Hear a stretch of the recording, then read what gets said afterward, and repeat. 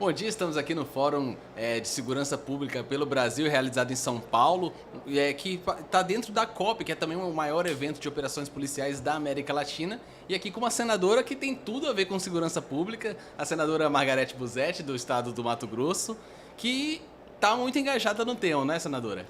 Exatamente, eu atuei bastante no Senado Federal, na segurança pública. São duas leis sancionadas já na segurança pública, que é o pacote antifeminicídio, que elevou a pena para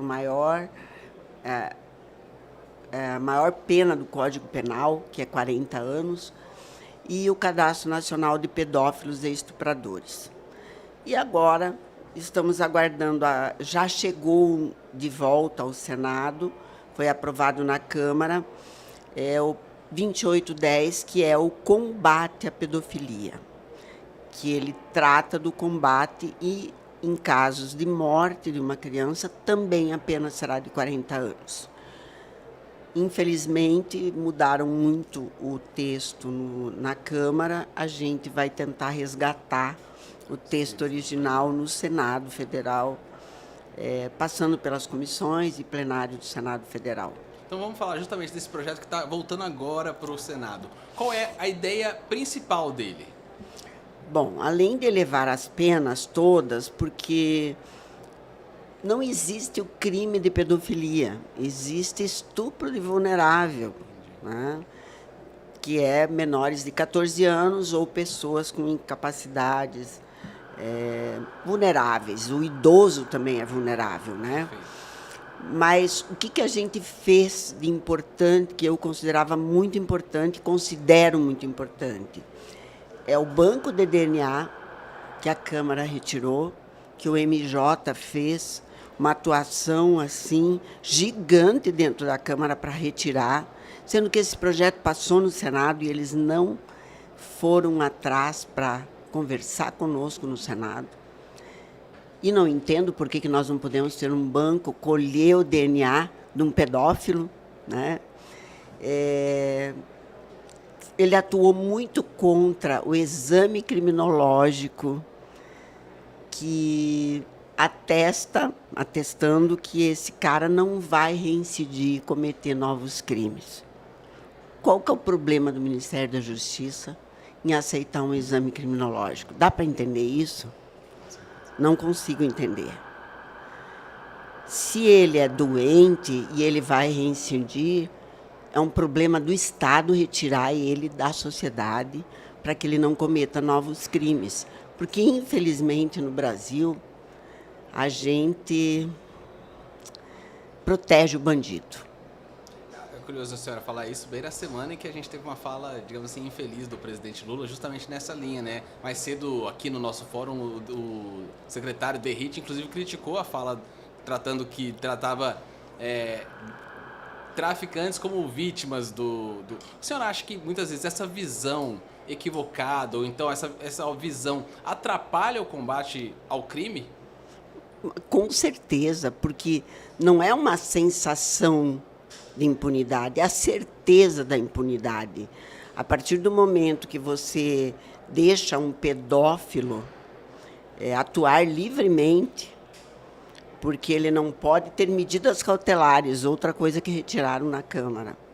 Medidas cautelares que possam retirar um pedófilo do convívio de crianças. Retiraram também muitas coisas que falavam de campanhas dentro de templos religiosos. Retiraram. Eu não entendi por quê. Queria que me explicasse, que a igreja me explicasse por que não pode falar no combate à pedofilia dentro de templos religiosos. Eu não entendi, mas, enfim, vamos tentar saber por quê. E a fala do presidente foi a mesma coisa que dizer que a culpa do pedófilo, né, que é a criança. A criança é culpada pelo crime de pedofilia. Isso é surreal, uma fala dessa. E eu não vejo essa fala como uma colocação errada. foi todo um raciocínio do presidente, né, que teve começo, meio e fim, que dava tempo para perceber que ele estava indo em desencontro à fala, mas ele não mudou a fala, ele continuou.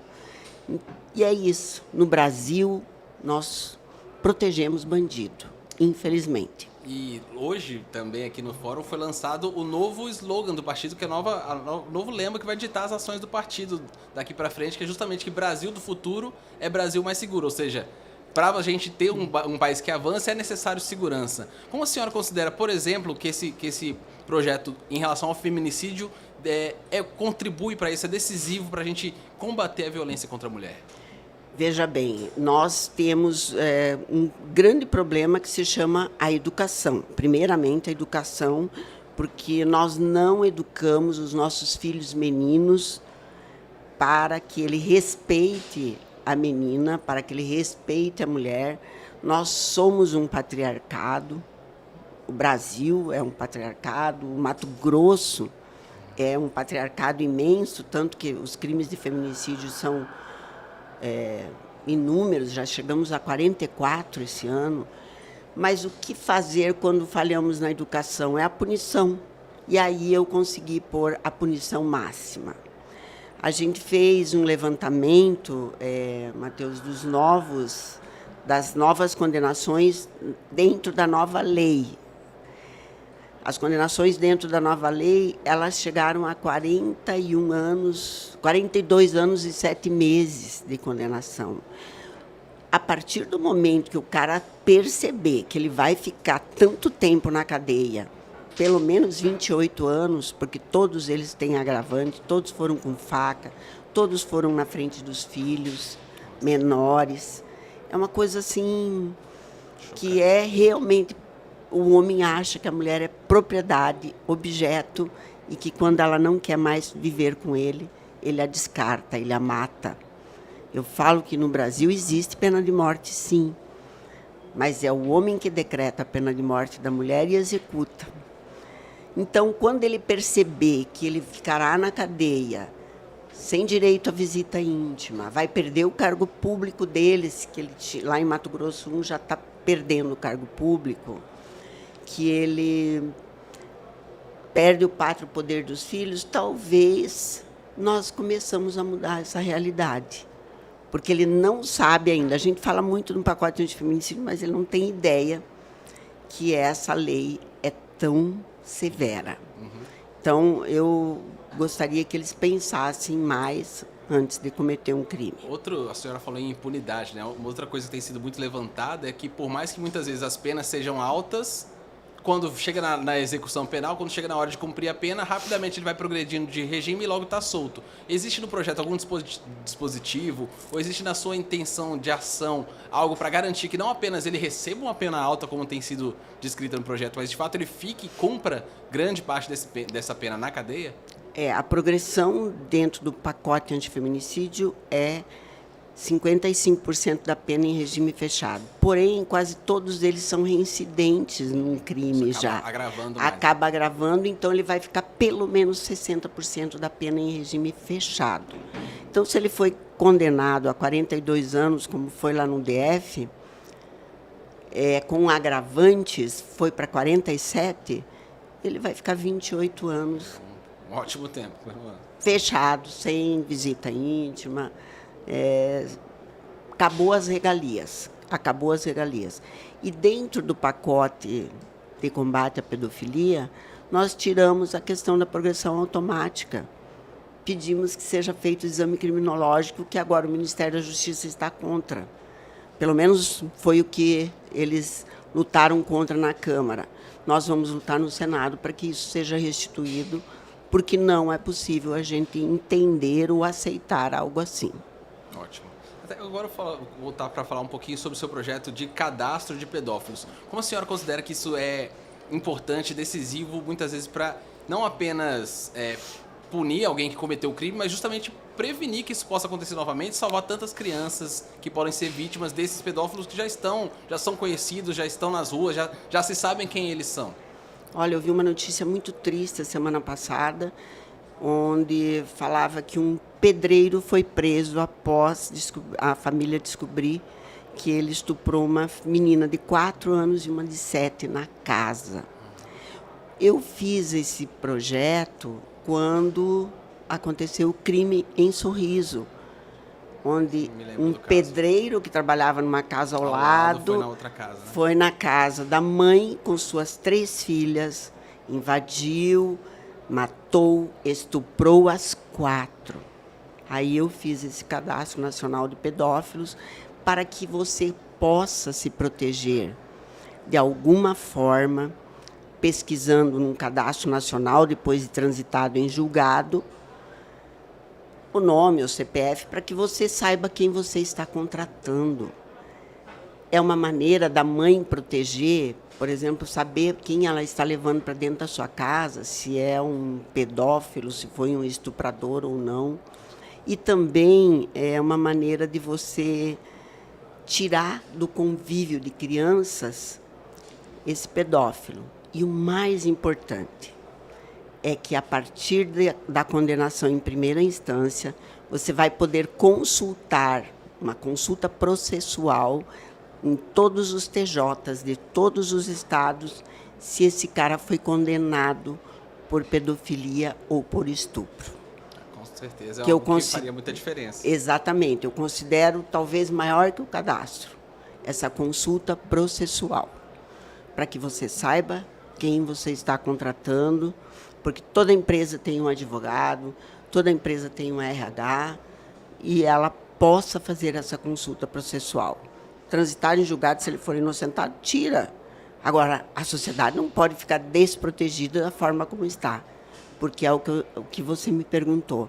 Não é a sensação de impunidade, é a certeza da impunidade que hoje a gente vive. E eu tenho certeza que qualquer pessoa, mãe, pai, jamais seria contra um projeto que está ali para proteger as crianças deles.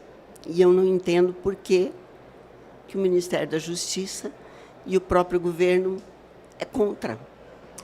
Não dá para entender. Eu fico assim espantada com algumas coisas, mas a gente tem que conviver com o contraditório e tentar convencer que a gente está certo. Com certeza. Tenho certeza que a senhora convenceu muitas pessoas agora com a sua fala, explanou sobre projetos importantes que estão aqui para melhorar de fato, não apenas sob um ponto de vista ideológico, né? Eu acho que é muito importante a gente ter noção de que segurança não é questão de direita, de esquerda, segurança é a vida real da população.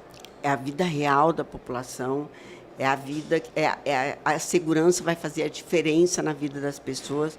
Hoje uma mulher não pode mais sair à rua, a mulher tem medo de largar seu filho para ir na padaria comprar pão, porque ele pode ser abusado, molestado. A cada 6 minutos nós temos um abuso de vulnerável no Brasil. Você destrói a vida de uma criança com abuso. E as pessoas não entendem isso, porque essa criança vai reproduzir o que viveu na infância. Isso, para mim, é o mais grave, porque aí é um ciclo vicioso que não se fecha, e é um ciclo de violência que a gente não consegue combater, a não ser que mudamos os rumos da nossa segurança pública, que é o calcanhar de Aquiles de qualquer governo. E é justamente isso que tem sido discutido aqui, que tem sido muito foco dos progressistas, então acho que está em sintonia tanto com o trabalho da senhora quanto com o que da sociedade espera, né? Então, acho que foi muito importante a gente poder ter esse panorama de tantos projetos que muitas vezes a gente pensa, né? O Congresso não faz nada, ou eu não estou sentindo diferença, mas as discussões estão lá, né? Então, eu queria que a senhora, para a gente encerrar essa entrevista, deixasse essa mensagem de que, de fato, existe trabalho para isso e que as pessoas pudessem se engajar, conhecer os projetos e, assim, apoiar as iniciativas que, de fato, vão melhorar a vida delas. Olha, eu fico feliz de estar aqui. Voltei há pouco tempo ao Progressista, me sinto em casa, e o Progressista está de parabéns por estar aqui nesse congresso e trazer esse tema tão importante. Para mim, hoje, é o tema mais importante, é a segurança pública. Então, eu deixo um convite aos ouvintes para que conheçam os projetos. Eu trabalhei muito na segurança pública, tem lá um PLP, o 839, que fala de combater as facções criminosas, que também foi aprovado. Você vê, eu tenho 9 projetos aprovados no Senado, 9. 3 leis vigentes. É difícil muitas vezes aprovar uma, a senhora tem 9. Tenho 9 aprovados no Senado, 3 leis vigentes, indo para a 4ª. Então, conheçam os projetos de uma mulher do progressista, que vale a pena. Eu acho que a gente está em sintonia com a população. Então fica o convite para você que assistiu, que está acompanhando o tema, que se preocupa de fato com a segurança, conheça o trabalho, o excelente trabalho da nossa senadora Margarete Busetti, e acompanhe também tudo que a gente tem produzido dos nossos parlamentares, do nosso partido, agora nessa nova fase, que Brasil do futuro é Brasil mais seguro. Obrigado, senadora.